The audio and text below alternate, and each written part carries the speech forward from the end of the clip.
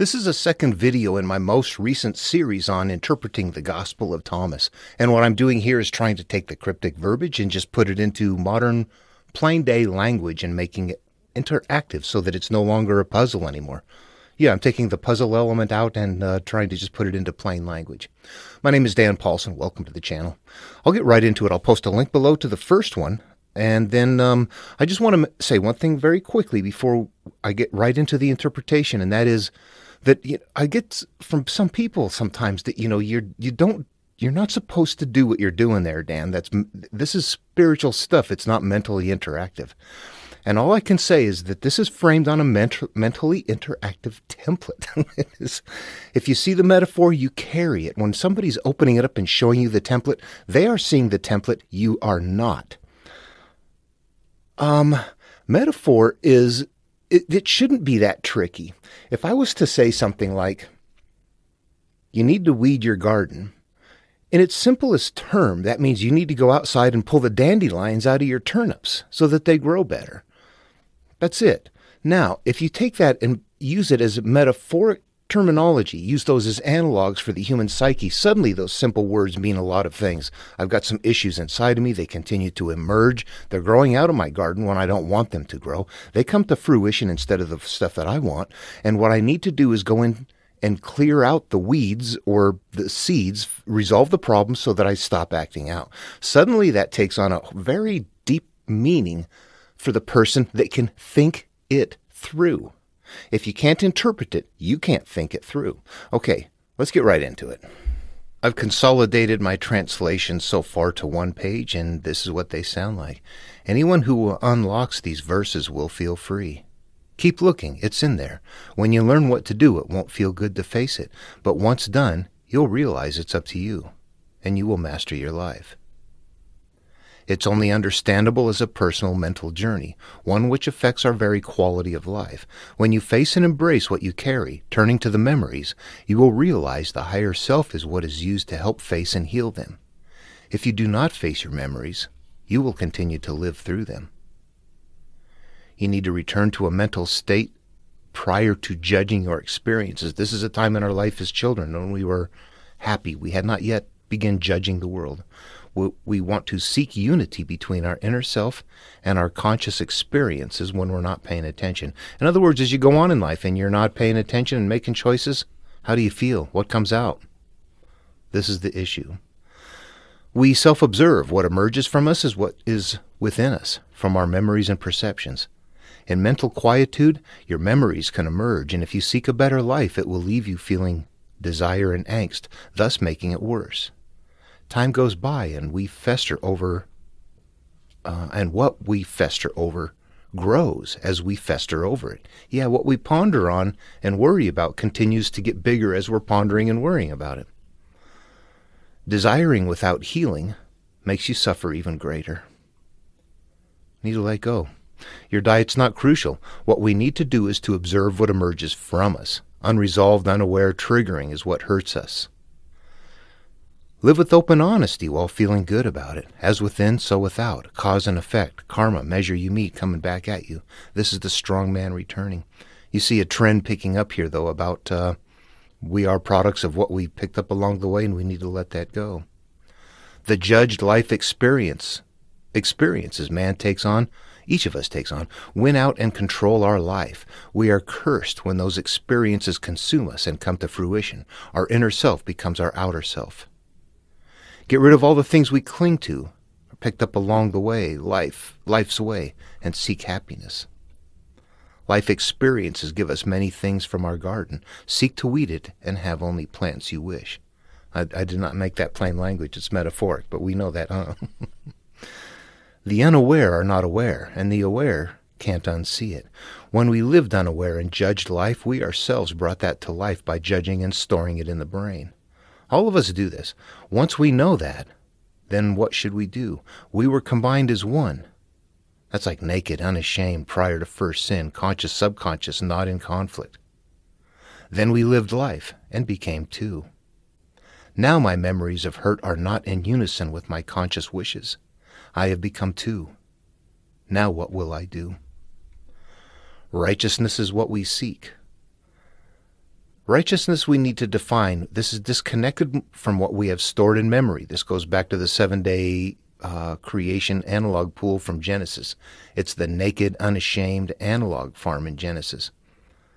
Again, the other video. Teaching to the believers will make them angry at you, but in the end, the truth will eat them up. Yeah, I try to pass this along to Christians and Gnostics, the ones that are the believers in the supernatural, and they get kind of upset. Yeah, you don't try to figure this stuff out. No, solid answers are not okay. When you see the facet of your mind which is not a product of stored memories, go there. There's parts of us that are disconnected. There's a higher self. That's what they're talking about here. There's a part of yourself which is not a product of our stored memories. Our memories act out through us, or there's another part of us that says, let it go. Let it go. That's the part we go to. This isn't about saving the planet, but I have come to destroy the inner world of any follower. We are existing with inner conflict, and it is that we need to destroy. That is the world we've come to destroy, our inner world. What is this? Self-psychology guiding us to let go of our hurt experiences, using philosophy to interpret the secret verses and applying them in our own psyche. We need to return to a state of mental non-grasping. Okay, what does that sound like? That's the interpretation so far. That's how it comes out. As we move along, we're going to see a lot of the same, more of the same. And there's things that are going to be repeating a little bit. All right, let's move on to the next verse then. All right, in the past couple days as I'm working on this, I decided to add something in. You see this V102 on number 3 right here. There's a point where it says, if those who lead to you say to you, see the kingdom is in the sky, then the birds of the sky will precede you. And this whole verse right here, actually, I talked about it in the last video, and that's the dog and the Pharisee is like a dog in the manger, the Aesop's fable, the parallel there. But it's true, and it fits here. And of course, as we get to verse 102, I'll cover it in greater detail. But this actually is the same thing. The Pharisee is sleeping in the dog of the manger. What that means is that we've got this material, and we want to understand it. There is something that is inside of this that we need to understand. The Pharisee is who does not understand it. Those are the people telling you, you don't interpret that like you are doing there. These are mystical, they're magical. They're something you can't understand. They're glorious. Those are the people who are saying to you, see, the kingdom is in the sky or it's in the sea. I get the same thing out of Taoists who say that first verse there, the Tao that can be told is not the eternal Tao. That means you cannot understand it. It's the same thing. When people don't understand there's something core in here, they will tell you it's not understandable. Anyway, so the Pharisee is anybody who is teaching that. That's pretty much anybody who believes that these verses are in somehow true in the physical world and that they're not based on a process you're supposed to have. At any rate, okay, so this right here and that's why I say that the Gospel of Thomas was my Rosetta Stone. And then there's things in here that are going to connect together as we move along and I get ready to go into the next section here. Well, I'm a little farther along than I thought here. As I get into the next verse, you see I've got V16 here. Let's read it. Jesus said, "Blessed is he who came into being before he came into being. If you become my disciples and listen to my words, these stones will minister to you. For there are 5 trees for you in paradise which remain undisturbed winter and summer, and whose leaves do not fall. Whoever becomes acquainted with them will not experience death." Those 5 trees right there are going to be analogs for the same thing. If we go back up to verse 16, for there will be 5 in a house. 3 will be against 2, and 2 against 3. I am the house. Paradise is what I want. I want all of those 5 trees together. When they're not, we've got 2 against 3 and 3 against 2. Our inner self against our outer self.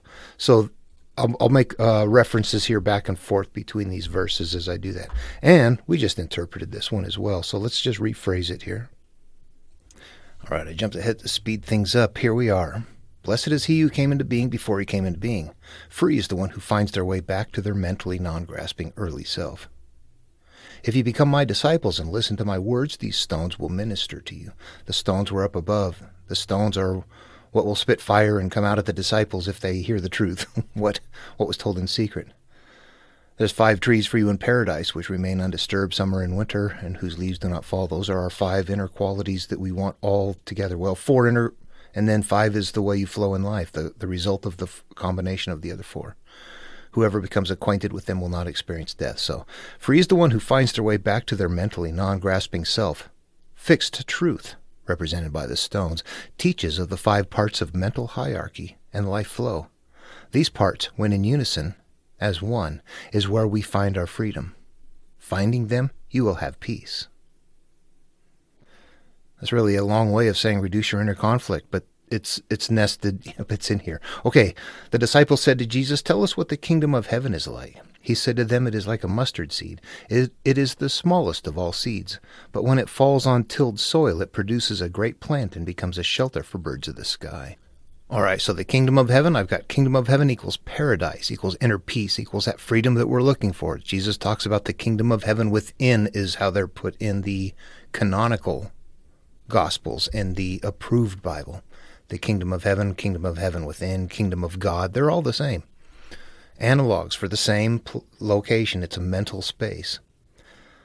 The seed falls from within. This is a self-choosing. We decide there's a certain personality. The mustard seed is the smallest of all, takes a little bit. It is our desire to heal, and once we begin, it will ease our flighty thoughts. Birds of the sky needing shelter.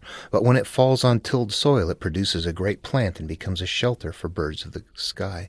So this big freedom develops inside of us as it grows from a tiny thing into a big thing. And the birds of the sky, that represents our thoughts, birds flying around. And they need shelter, so that'll ease our mind. 21, Mary said to Jesus, whom are your disciples like? And he said, they are like children who have settled in a field which is not theirs. When the owners of the field come, they will say, let us have our field back. They will undress in their presence in order to let them have back their field and give it back to them. Therefore, I say, if the owner of a house knows that the thief is coming, he will begin his vigil before he comes, and will not let him dig through into his house of his domain to carry away his goods. You then, be on your guard against the world. Arm yourselves with great strength, lest the robbers find a way to come to you, for the difficulty which you expect will surely materialize. Let there be among you a man of understanding. When the grain ripened, he came quickly with his sickle in his hand and reaped it. Whoever has ears to hear, let him hear. All right, let's see if we can work this one together. Whom are your disciples like? We're looking for...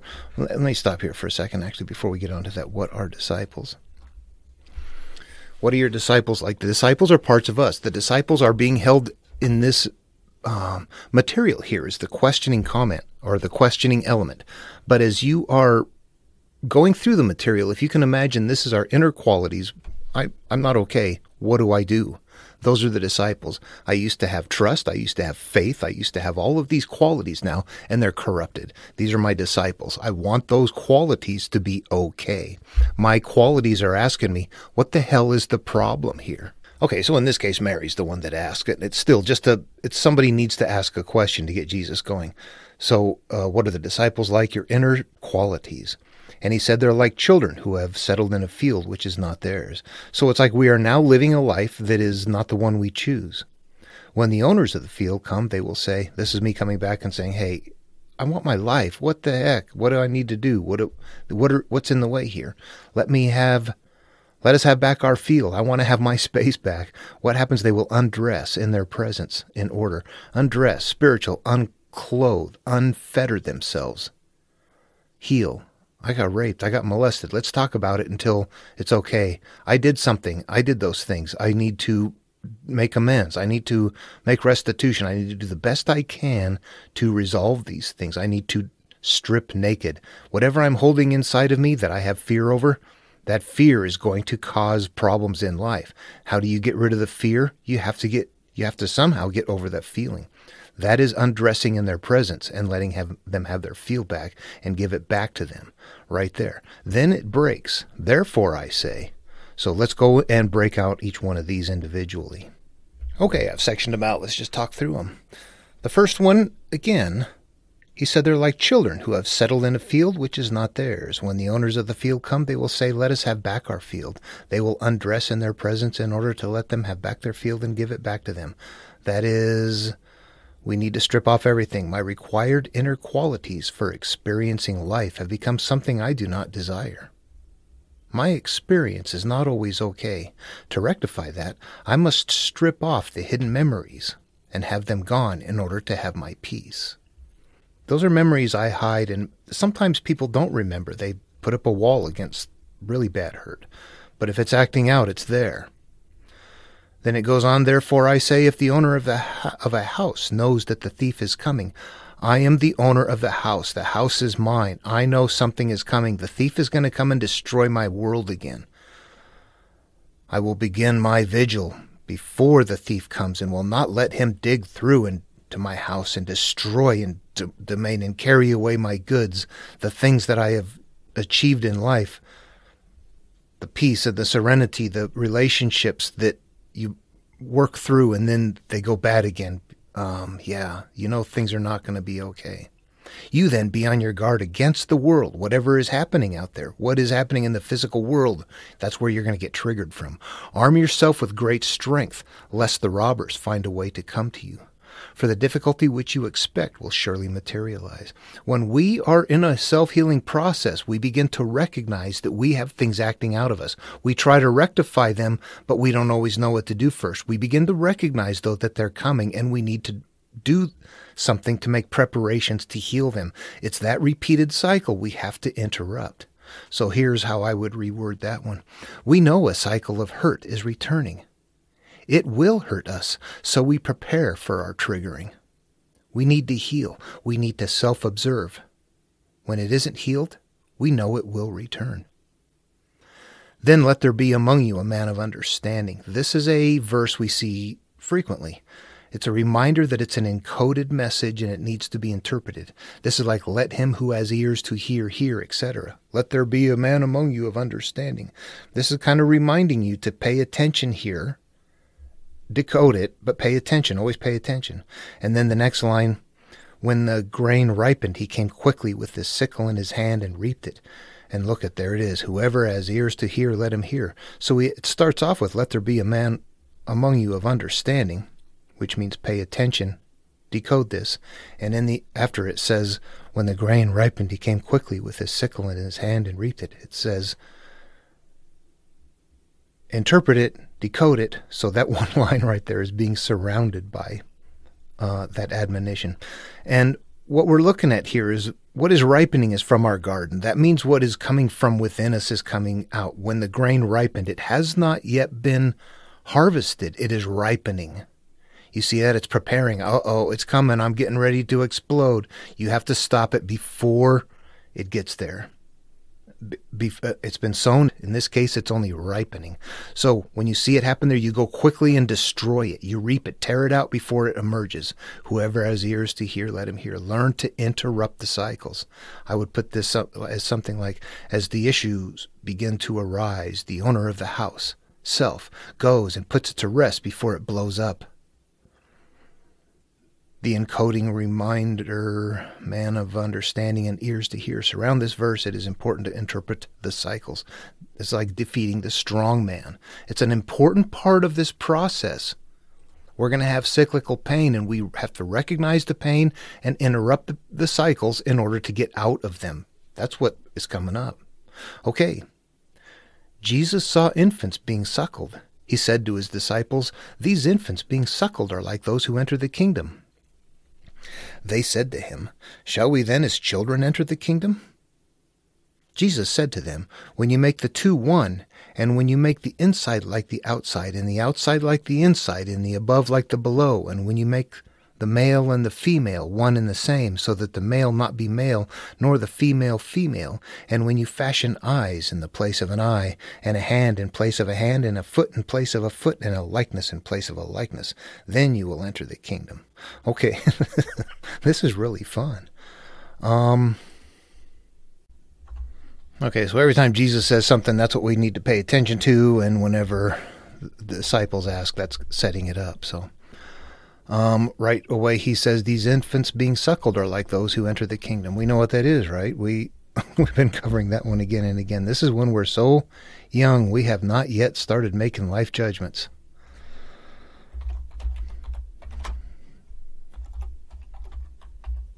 They were in the kingdom of heaven. They were just happy bliss. Yay. Then they ask him, shall we then enter it as children? And of course that's going to be yes. But what does he go on to say here? When you make the two one, and when you make the inside like the outside, and the outside like the inside. Okay, when you make the two into one, that's the two of us. That is where we were combined at one point in time, and now we've got anger, we've got things inside that we don't have control of, that we are two. When we need to make that into one. When you make the inside like the outside, that's like wash the inside of the cup. The one who made the inside made the outside. The product of our life experience is from our inside. When you make the inside like the outside and the outside like the inside, this is combining our inner and it's combining what we want with what we are and what we have. But we do that by mental processes and perception shifting.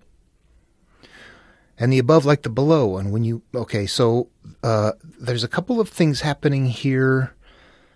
If we were to read other material, it might say something like in Taoism here. Let me just read this. This is right in verse number 2. When people see some things as beautiful, other things become ugly. When people see some things as good, other things become bad. Being and non-being create each other. Difficult and easy support each other. Long and short define each other. High and low depend on each other. Before and after follow each other. Okay, this is a similar section doing a similar thing over here.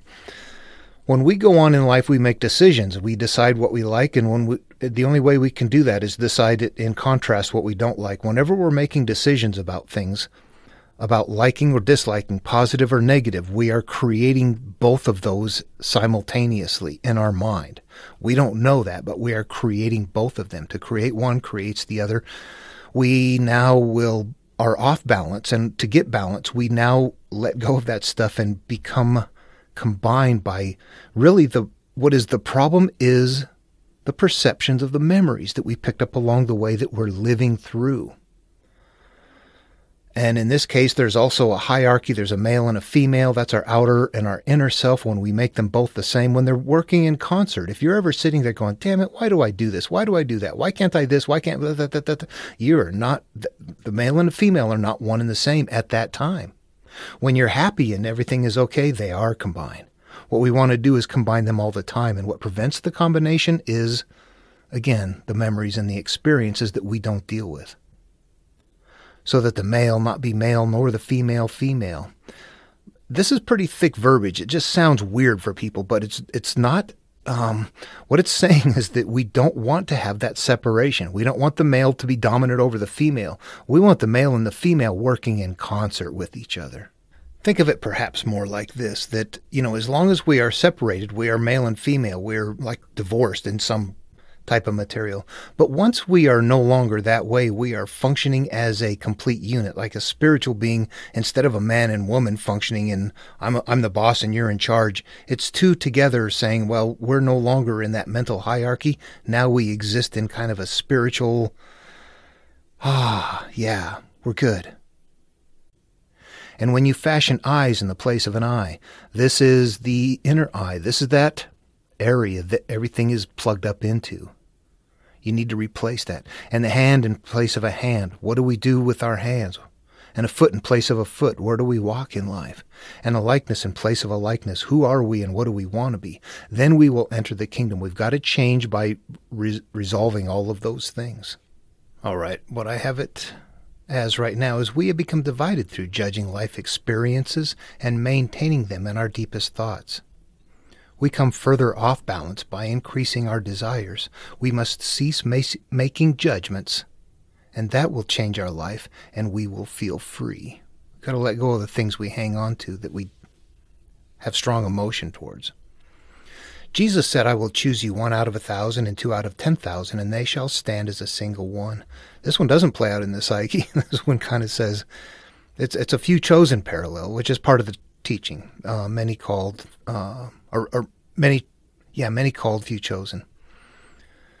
If you travel this trip alone, you're going to be very rare in the population. Yeah, you know that. If you're taking this path, it's like, whew, this is a tough trip, and people around me do not want to do it. So you're kind of on your own. 1 out of 1,000, yeah, pretty rare. 2 out of 10,000, that means if you're working with somebody on this path, you're going to be even more rare. The 2 people working together to make this trip is going to be a rare thing. So, yeah, that's just saying that's kind of a few called verse right there. His disciples said to him, "Show us the place where you are, since it is necessary for us to seek it." He said to them, "Whoever has ears, let him hear." There it is again. Pay attention. There is light within a man of light, and he lights up the whole world. If he does not shine, he is darkness. I have that as the person who can illuminate their memories can illuminate their whole experience. They can emerge, face them, ponder them. Your memories. Think of the stuff you don't want to deal with. The rare person will do that. Illuminate them. Bring them to the surface. Those who cannot, live blindly through those memories. Their memories. Jesus said, "Love your brother like your soul. Guard him like the pupil of your eye." The best I can come up with here is, I can't, this doesn't play out in a hierarchy unless it's telling one part of you to love another part of you that are offspring, which is just, it doesn't happen anywhere. I don't think that is anything except about the physical world. And I think what it means is that understand that others are like you. Love your brother like your soul. They too are living through their memories and emotions, confused and unaware. They're acting out and just not even knowing that. You may know more, but you didn't used to. So understand where they're coming from as much as you might get angry and pissed at them. I sure do. Jesus said, "You see the mote in your brother's eye, but you do not see the beam in your own eye. When you cast the beam out of your own eye, then you will see clearly to cast the mote from your brother's eye." This is a third eye in some cultures. What this basically is the mass of memories. You see life, we all see life, based on the filtration of what is there. That is our eye. That is what we are looking at life through. Not our physical eyes looking at what we see in the physical world, but our eyes of perception of how we perceive and how we experience the world. That is something that we perceive through our experiences. Yeah, we're products of those experiences. Anybody who thinks we free think, we don't. We're thinking through our experiences. But you do not see the beam in your own eye. When you cast the beam out of your own eye, then you will see clearly to cast the mote from your brother's eye. So we're clueless to help anyone unless we ourselves have taken this trip. Cause and effect must be understood as well as memories and perceptions of those memories. You can help somebody else take the trip, but you can only describe to them what to do through your own experience. It's up to them to actually take the trip. Okay, Jesus said, "If you do not fast as regards the world, you will not find the kingdom. If you do not observe the Sabbath as a Sabbath, you will not see the Father." I've actually got a couple parts here. I left out that if you do not fast as to the world. Okay, so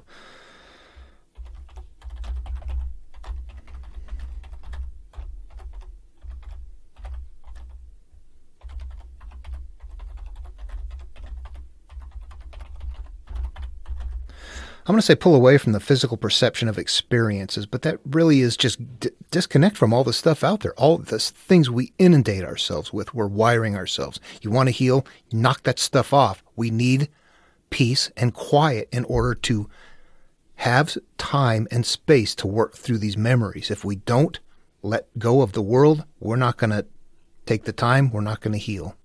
Sabbath, that is day 7.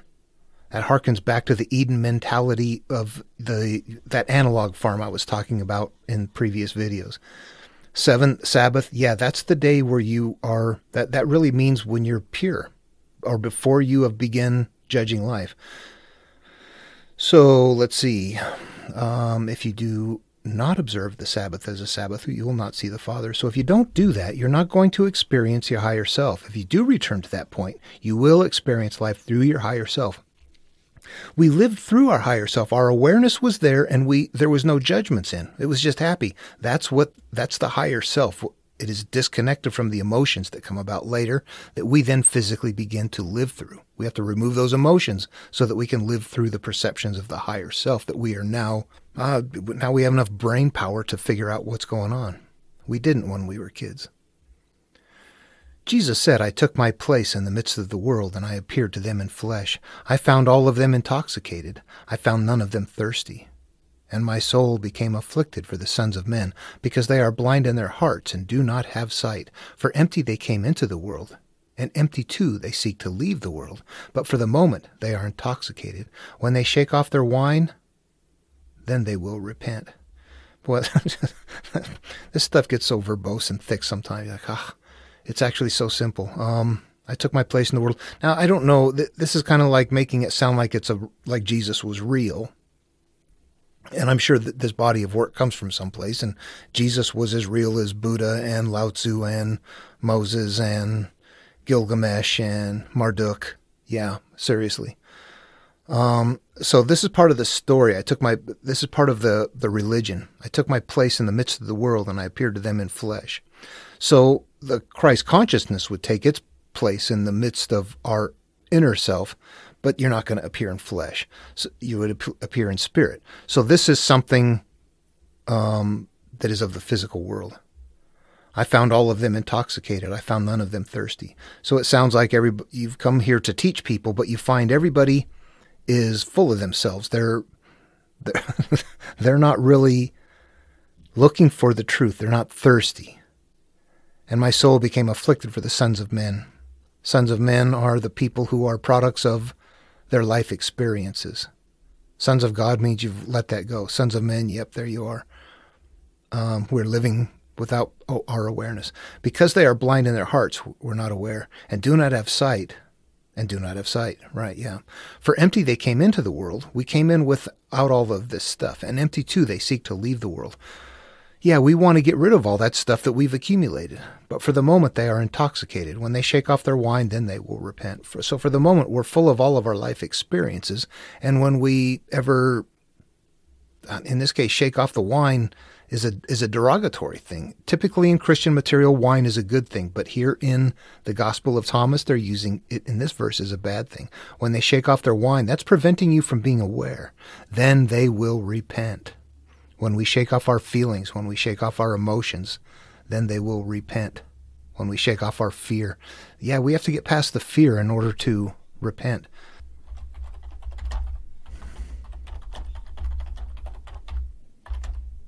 Most people do not seek this. I should put most.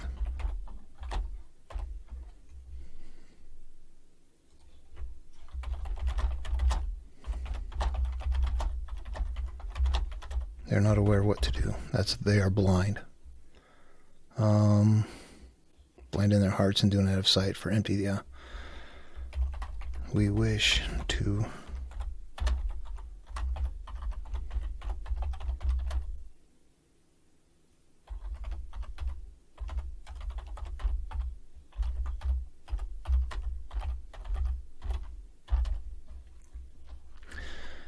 All right, most people do not seek this. They are not aware of what to do.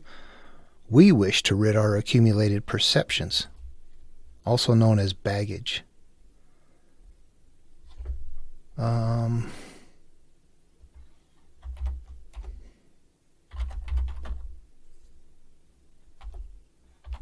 we get over the fear.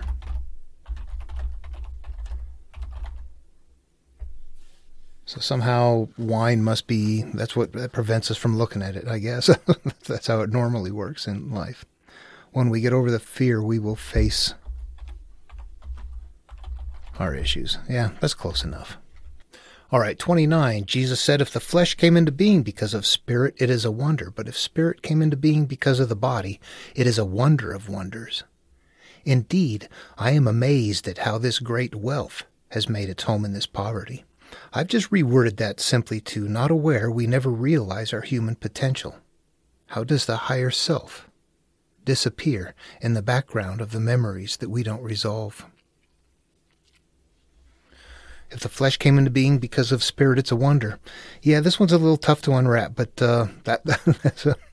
Can you get to that same place? Indeed, I am amazed at how this great wealth has made its home in this poverty. How does the higher self disappear in the background of the memories we don't resolve? We have some great potential, but we've lost it in our life experiences that we leave in place. That is the poverty. Not aware, we never realize our human potential. All right. Jesus said, where there are 3 gods, they are gods. Where there are 2 or 1, I am with him. This is going to be a variant of 3-part hierarchy developed in Christianity. You don't see that anywhere else. Father, Son, and Holy Ghost. That went from God to Father, Son, and Holy Ghost to 3 entities there. It very distinctly comes up here. But you know what? When you go through the Gospel of Thomas, Father, Son, and Holy Ghost as a Trinity is never used. The Trinity is not being pushed in the Gospel of Thomas, only in the canonical Gospels. So there's a very significant difference between them. However, what did they do right here? Where there are 3 gods, they are gods. They're still doing the same thing. What they did in Christianity was they just modified this down to the God equals the higher awareness, Son is the consciousness working with God, and Holy Ghost is our bundle of memories that we live through. Therefore, this would read, instead of where there are 3 gods, they are gods, where there are 2 or 1, I am with him, it would read, when our 3 facets are pure, they need no help. When not combined, this material is to heal. And I've gone back and updated that to say mental facets. Mental facets. That's important. Jesus said, no prophet is accepted in his own village, and no physician heals those who know him. That's very true. When you begin to heal, you become a prophet. Who's your village? Where do you live? When you begin to heal, you become a physician. Do you heal those around you? Okay, so I've reworded it to this. When we begin to grow and emerge, those around us will not. Each in their own time is the only way this works. Think of yourself. People always give us the right advice in life. We never use it nor sort it out from all the wrong advice until we're ready to. Everyone is like that, and few will ever do it. So no prophet is accepted in their own village. No physician heals those who know you. As you get on board with this and get excited and start turning to the left or right and telling people, oh, look what I discovered. If I admit this or if I admit that, my pain, my shame, that's not going to be comfortable. They won't do that until they are ready to do that. And, there's another part of this. It emerges in other material, but it could probably be gleaned from here too if you think it through. It's not just about the people around you. When you start saying, hey, guess what? I've been carrying this burden for a long time, but now I can admit it. So you're admitting something freely that you didn't used to be able to, but it can make people squeamish and they don't want to hear it. That's one thing. But there's also another part where you are going back in early childhood and saying, or other times in the past, and saying to somebody that you need to make amends with, look, I did something back here that I apologize for. I want to make amends. What can we do? And they might tell you to shove it and get lost. Yeah. When you're ready, you're ready. When they're ready, they're ready. Jesus said, a city being built high on a mountain and fortified cannot fall, nor can it be hidden. So the city ends up being your core memory and perceptions. It is the basis of your perceived life experience. It's what we live through, honestly. It's how, it's your background when you're running on autopilot. That is your city. When the city is bad in Christian material, it has to be destroyed. In this case, what they're telling you is to build your city. And you see, I put Babylon there. If you went through the Enuma Elish, you would see that in the last tablets, what they're doing is building a new Babylon. The story goes into this part where they're actually living it out in their life experience, but at the same time, it's nesting the idea that you're building a new self. The city is your core memory and perceptions. Okay, Babylon, high mountain is above the physical realm or perceived experiences. We emerge through the physical and we want to rise above that. High mountain represents going to an elevated place. It's above the physical realm or perceived experiences. So we want to build ourselves above the physical experiences. Fortified is well established, practiced, habituated. This is hard to do. We have to fortify it. You can't just say, I'm doing this, and then you fall off. You have to do it. You have to live it. Cannot fall is a strength of character. It would stand out in a crowd. if anyone watched you. You would stand out in a crowd. That one's a little tough for me. I think sometimes you find yourself in the material, and sometimes I'm reluctant to say exactly what I see on certain things. In this case, I can say that I'm incredibly, personally and personality-wise, I'm a very introverted individual that spends incredible time in isolation. And now that I'm retired, it's like I see my wife and stepdaughter throughout the week. People at the stores, I go get something from groceries or something. That's it. I live in isolation. So what do people see? What people do see is when you're in a crowd and you're with people that you don't fit. You don't join in. You don't jump in. You don't just mass attack on something. You step back. You're doing something different, and it's always very visible. I know that I struggle in crowds like that because you end up stepping in and being an arbitrator of things because you're understanding a cause and effect, you know. You know, that person that's beating somebody was once getting beaten, that there's a chain going on, and that just flying against something simply makes it worse. You got something different going on. And I believe that could be a part of it. If that makes sense to you, you know what I'm talking about. If not, well, let's just move on. All right, we're at 33 now. Jesus said, "Preach from your housetops that which you will hear in your ear. For no one lights a lamp and puts it under a bushel, nor does he put it in a hidden place, but rather he sets it on a lampstand, so that everyone who enters and leaves will see its light." So this is one that I struggle with a little bit. It's another one of those odd ones that shows up in the Bible as well. I don't think we unwrap this one all the way. This is not about sitting on our house top roofs and yelling out to people to set an example for people. I don't see how that could be. So if it was preach from your housetops, the housetop would be what? Your temple, your city. And let me be clear, I don't believe that it's literally sitting on your housetop either. I think it means to set a good example in public where you are visible to other people. I believe it's metaphoric for that if you read it that way. It can be that way. But it's like the anchored ship can only sail around its anchor. How do you interpret it? Your core memory perceptions. Preach from the top of that which you will hear in your ear. I don't know what hear in your ear means here other than perceive. For no one lights a lamp and puts it under a bushel, nor does he put it in a hidden place, but rather he sets it on a lampstand. So you want to illuminate things. I don't think this is about setting an example for people, although you're going to. But you know what? There's no reason to teach that. You're going to become what you become. You're going to be an example. Nobody walks around going, I better make sure that I'm a good example.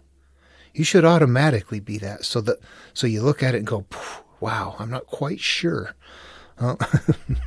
It sounds more like anything that you are supposed to illuminate what is inside of you.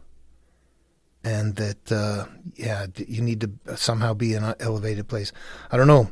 I'll tell you right up front, I don't have this one completely unwrapped. You can see I'm struggling with this one. But, it's okay for people to go ahead and say, oh yeah, it's about setting an example. I don't believe it is. Simply because living my own life, I just look at this and go, this is a completely unnecessary thing to say. It would almost be like a wasting space. I'm going to continue on this video, but I think as I'm editing, I'm realizing what this is. I'm understanding something different. This is about, if I find the way, I don't stay quiet about it. That it's important for me to talk about what I've done and how it worked in order for people to see it, and that would be the example. However, in an entire body of work, they're also telling you to make sure you minimize who you tell it to. Find the right people. Don't just blurt it out. So I'm violating one of those, but since people have to click on it and view it anyway, it's safe. People won't watch it unless they are interested. Make sure to set a good example. That's pretty cliche. People stealing cars are going to set a good example. What is it that they're looking for? Well, yeah, we need to define it better. Okay, let me see what I can say here. Preach from your housetops, that's what you will hear in your ear. Live what you know to be right.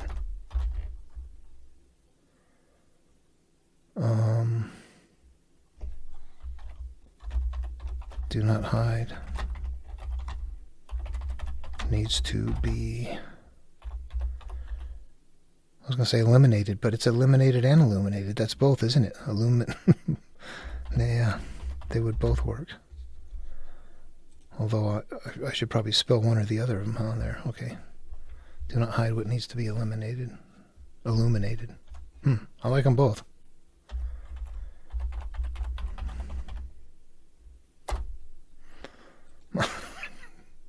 I still can't spell right. Okay. Live what you know to be right. Do not hide what needs to be illuminated or eliminated. Yeah, I'm not sure. I'm gonna put a question mark, a couple of them here at the end of it to let us know that, yeah, let's keep working on that one. Okay, 34. Jesus said if a blind man leads a blind man, they will both fall into the pit. Okay, right there you got your Pharisee is like a dog in the manger, or the person that is telling you, see, the kingdom is out in the sky or in the sea. There's a blind man. People that lead people teaching that, who believe that, are learning wrong. They're falling into the pit. The material has two ways of interpretation, outward or inward. Outward, there are many, many, many ways of interpreting it outward. When you interpret inward, there's only one way. But if you're following somebody's teaching, then you are following a blind man. At some point, the material qualifies itself, you understand it, make it your own, and suddenly you realize what is really in here. But only when we make it our own. How do we word this then? If a blind man leads a blind man, they will both fall into the pit. Outward looking. And I'm going to say anything with a supernatural component. Oops.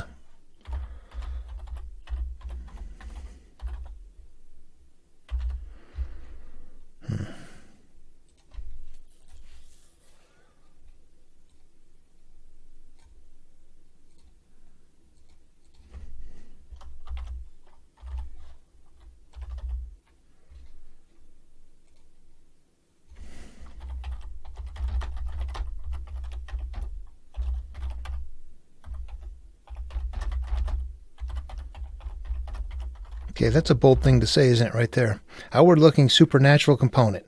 Teachers are wrong. Anybody that's teaching this is somehow supernatural, that's wrong. It's mental. And those who are following them are also wrong. So there you go. The Pharisees, who are like the dog in the manger, too. They're not one. Okay, let's move on. See, that one's kind of harsh. It beats up a lot of people.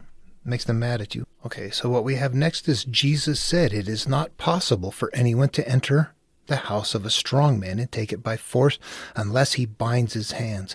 Then he will be able to ransack his house. Now, do you recognize this? It's kind of on the other side of another verse that we covered up above. Let's go look at it real quick. Here we are. It was number 21. Therefore I say, if the owner of a house knows that the thief is coming, he will begin his vigil before he comes and will not let him dig through into his house of his domain to carry away his goods. This is, we know a cycle of hurt is returning. It will hurt us, so we prepare for our triggering. We're going to become the strong man right here. We need to heal. We need to self-observe. When it isn't healed, we know it will return. So right here, we know that there is something coming. We've begun to recognize that we are living in cycles that are acting out, and it is going to hurt us, so we prepare for the triggering. We are becoming the strong man right there. Preparation. What happens if we are not the strong man, or if we're strong but we don't succeed? What does this say again?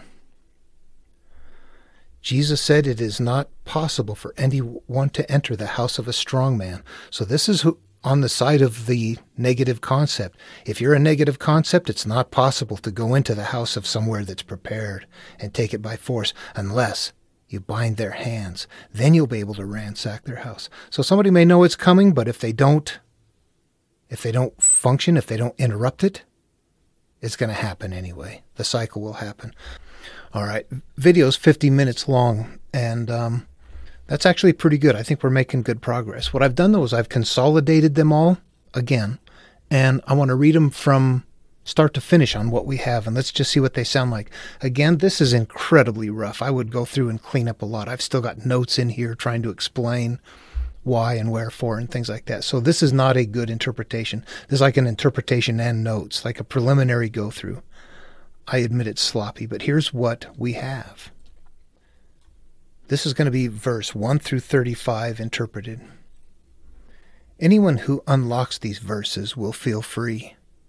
Keep looking, it's in there.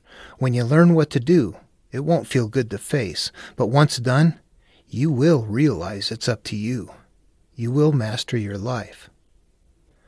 It's only understandable as a personal mental journey, one which affects our very quality of life. When you face and embrace what you carry, turning to the memories, you will realize the higher self is what is used to help face and heal them. If you do not face your memories, you will continue to live through them as they are. We want to return to a mental state prior to judging our experiences. We seek unity between our inner self and our conscious experiences when we're not paying attention. When we're just living life and not paying attention, how does that feel? We want it to be good. Self-observe. What emerges from us comes from within us, from our memories and perceptions. In mental quietude, your memories can emerge, and if you seek a better life, it will leave you feeling desire and angst, thus making it worse.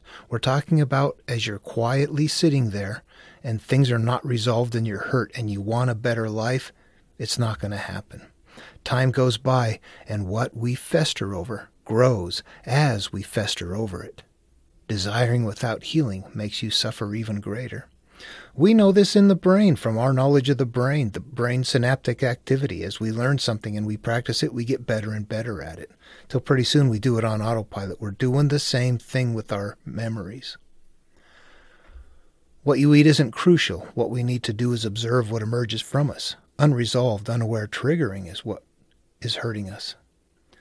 Live with open honesty while feeling good. Don't lie. As within, so without.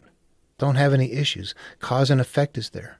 Karma, the measure you meet coming back at you, the strong man returning are all components of our life. The judged life experiences that we take on win out and control our life. We are cursed when those experiences consume us and come to fruition. Our inner self becomes our outer self. Get rid of all the things we cling to, picked up along the way, and seek happiness. Life experiences give us many things from our garden. Seek to weed it and have only plants you wish. That's getting rid of the memories that are hurtful that keep emerging. The unaware are not aware, and the aware cannot unsee. When we lived unaware and judged life, we ourselves brought that to life by judging and storing it in the brain. Once we know that, then what should we do?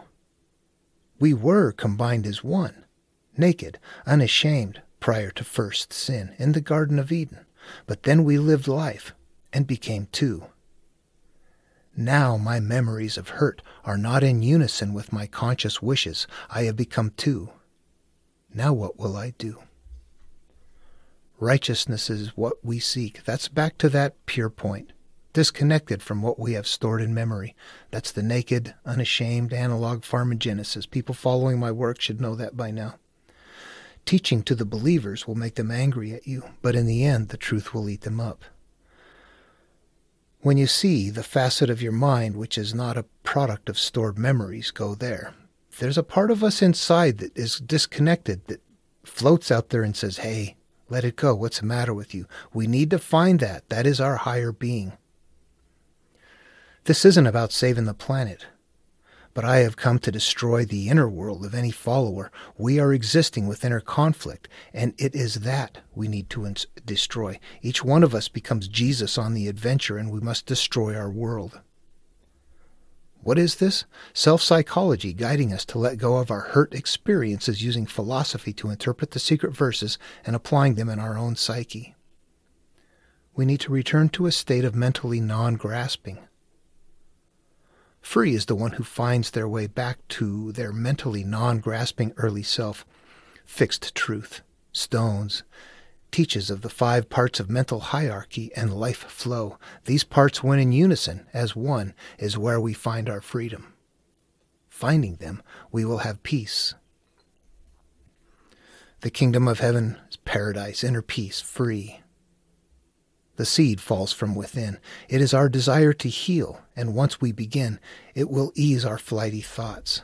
That's the seed of change, what we want when we desire it. It's ours, it grows within us. It's a personal thing. Once we begin, it will ease our flighty thoughts, birds of the sky needing shelter. My required inner qualities for experiencing life have become something I do not desire. My experience is not always okay. To rectify that, I must strip off the hidden memories and have them gone in order to have my peace. We know a cycle of hurt is returning. It will hurt us, so we prepare for our triggering. We need to heal. We need to self-observe. When it isn't healed, we know it's going to return. Let him who has ears to hear, let hear. There's a secret message coming up. Then we get a reminder that this is encoded and needs to be interpreted, like let him who has ears to hear, hear. As the issue began to arise, the owner of the house, that's the self, the house is me, my life, goes and puts it to rest before it blows up. The encoding reminder, man of understanding and ears to hear, surrounds this verse. It is important to interrupt the cycles or defeat the strong man. It is important that we let go of life judgments.